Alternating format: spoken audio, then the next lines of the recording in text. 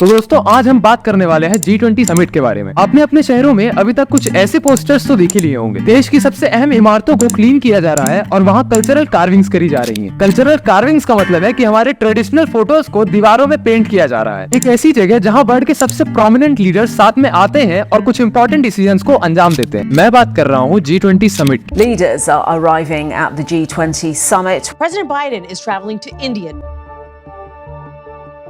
G20 summit क्या होता है, इसको समझने से पहले हमें ये समझना पड़ेगा कि आखिर G20 क्या होता है। आपको थोड़ा बहुत नाम से समझ में आ रहा होगा। G20 का मतलब होता है ग्रुप ऑफ 20 और ये ग्रुप ऑफ 20 है उन 20 कंट्रीज का एक संगठन जो वर्ल्ड की इकोनॉमी, ट्रेड और पॉपुलेशन में एक मेजर कंट्रीब्यूशन करते हैं। और इस G20 की प्रेसिडेंसी इस बार इंडिया के हाथों में है। लेकिन आखिर ये G20 होता क्या है, ये इंडियन इकोनॉमी को और हमारे ट्रेड को किस तरह इफेक्ट करने वाला है और इंडिया के फॉरेन रिलेशंस को किस तरह ये चीज मजबूत करेगी, आइए जानते हैं इस वीडियो में। और क्या इस समिट के बाद इंडिया टेक्नोलॉजी का एक ग्लोबल सप्लायर बन जाएगा? टेक्नोलॉजी शब्द का यूज करते ही मैं बात कर रहा हूँ सेमीकंडक्टर चिप्स की। ऐसे आपके मन में आने वाले सभी सवालों के जवाब मैं आपको आगे वीडियो में दूंगा। लेकिन उससे पहले मैं इन 3 फैक्टर्स पे बात करना चाहता हूँ। कब, कैसे और क्यों। कहानी शुरू होती है 1990s में, जहां पूरे वर्ल्ड में फाइनेंशियल क्राइसिस आ रहे थे और हर देश की इकोनॉमी तहस नहस हो चुकी थी। हर जगह फाइनेंशियल कंफ्यूजन हो रहे थे और भुखमरी के कारण से लोग मर रहे थे। और यही वो समय था जहां ग्लोबल लीडर्स के दिमाग में ये चीज हिट करती है। उन्हें ये समझ में आता है कि अब एक ऐसे प्लेटफॉर्म की जरूरत है जहाँ ग्लोबल इकोनॉमी साथ में आकर ऐसे इकोनॉमिक क्राइसिस पर डिस्कशन करें और इन चैलेंजेस का हल निकाल के दें। और इसी के साथ ये आपस में मिलकर ग्लोबल फाइनेंशियल सिस्टम को स्टेबिलाईज करें। और इसी जरूरत को देखते हुए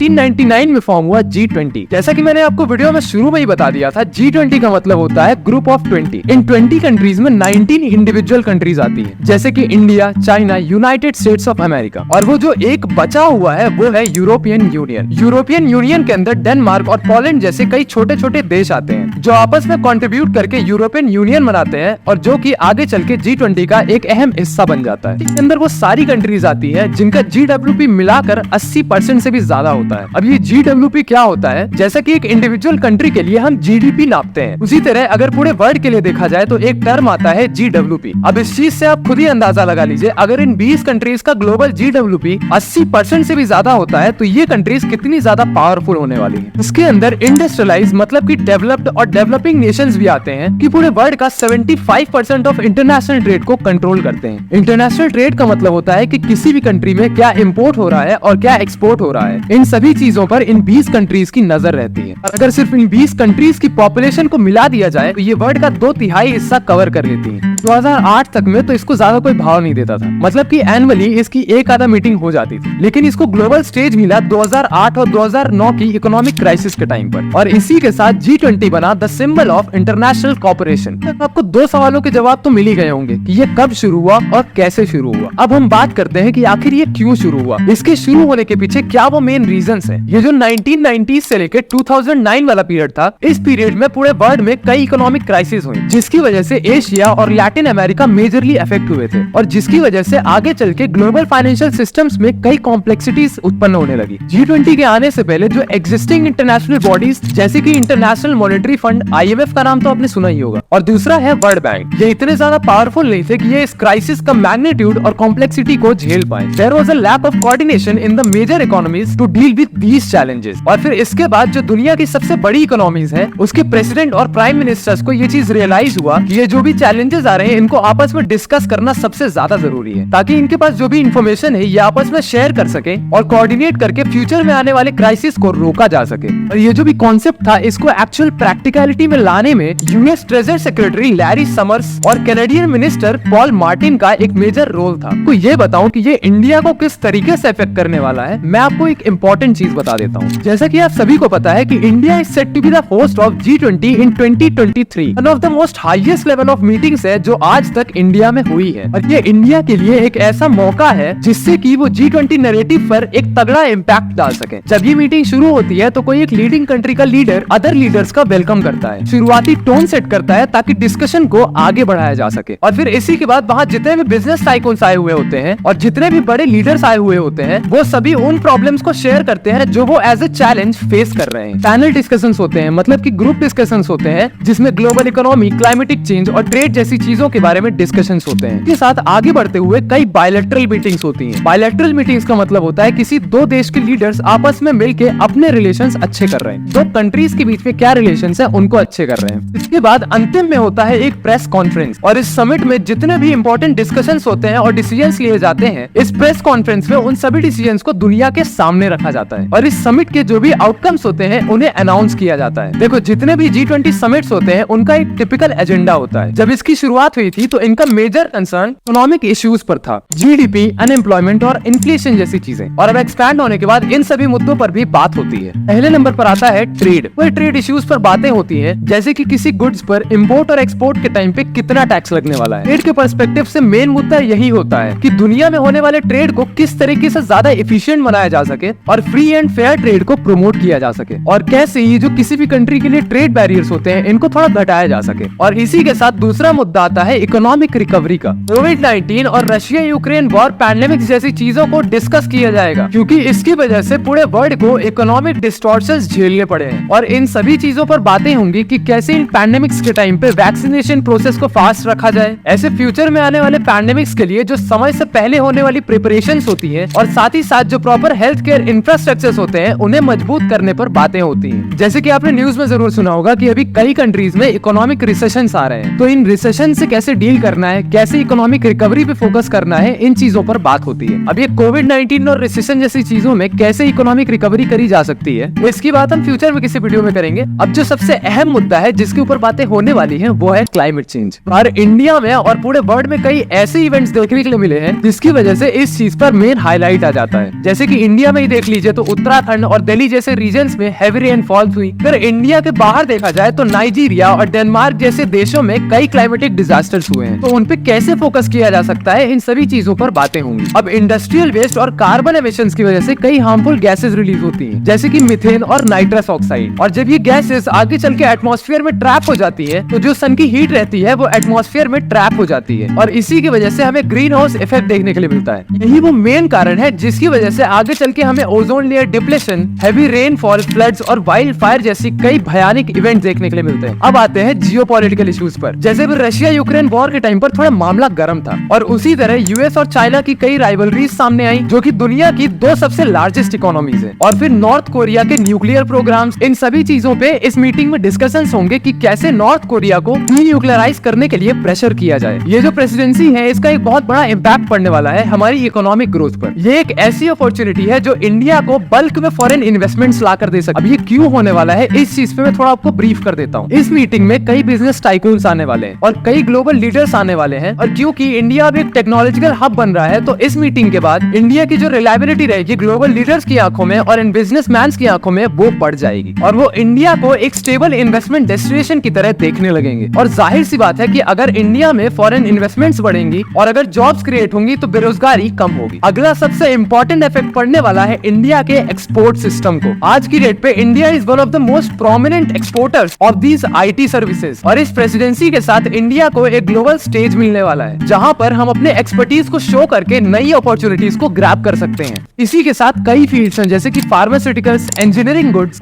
मशीनरीज आती है और इलेक्ट्रिकल इक्विपमेंट्स आते हैं। इसके एक्सपोर्ट्स ज्यादा होंगे इंपोर्ट्स के मुकाबले, और इसी के साथ एग्रीकल्चर और सर्विसेज जैसे सेक्टर्स अफेक्ट होंगे, क्योंकि इसके बाद इंडिया को एक हेल्प मिलेगी कि वो अपने एक्सपोर्ट्स को और ज्यादा बढ़ा सके और फ्री ट्रेड को मजबूत कर सके। इंडिया हर साल 96% ऑफ ऑयल बाहर से इंपोर्ट करता है, लेकिन अगर G20 समिट में हमारे यहाँ की रीन्यूएबल एनर्जी को प्रमोट करा जाए तो रीन्यूएबल एनर्जी सेक्टर में फॉरेन इन्वेस्टमेंट्स बढ़ेंगी, और अगर इसी चीज को हम एक बड़े स्केल पर देख पाए तो हमारी ऑयल रिक्वायरमेंट्स कम होंगी और हम रीन्यूएबल एनर्जी पर शिफ्ट कर पाएंगे। इंडिया जो भी पैसा क्रूड ऑयल को एक्सपोर्ट करने में लगाता है वो कम होगा, और अल्टीमेटली ये एक मेजर कंट्रीब्यूशन होने वाला है इंडिया की इकोनॉमिक ग्रोथ में, जिसके साथ इंडिया की GDP आसमान छू रही होगी। अगर सेमीकंडक्टर चिप्स की तरफ देखा जाए तो इंडिया वर्ल्ड का एक ग्लोबल एक्सपोर्टर बन सकता है। हाल ही में एक न्यूज और भी ज्यादा वायरल हो रही है कि क्या इंडिया का नाम बदल के भारत कर दिया जाएगा। देखो ये मुद्दा कहाँ से उठा, मैं आपको ये चीज बता देता हूँ। रिसेंटली हमारी प्रेसिडेंट द्रौपदी मुर्मू जी ने जो भी फॉरेन लीडर्स हैं और बिजनेसमैन से जो इंडिया में आने वाले हैं इस G20 समिट के टाइम पर उनको इन्विटेशन लिखा, वहाँ प्रेसिडेंट ऑफ इंडिया ना लिख के प्रेसिडेंट ऑफ भारत लिखा गया है, और शायद इस 18 सितंबर को आने वाली पार्लियामेंट मीटिंग में इस चीज को ग्लोबल कर दिया जाएगा। लेकिन अगर डीप डाउन देखा जाए तो इस चीज से कई कंसर्न्स भी रेज हो रहे हैं, जैसे कि अगर इस चीज को ग्लोबल कर दिया जाता है तो जो भी वेबसाइट्स पे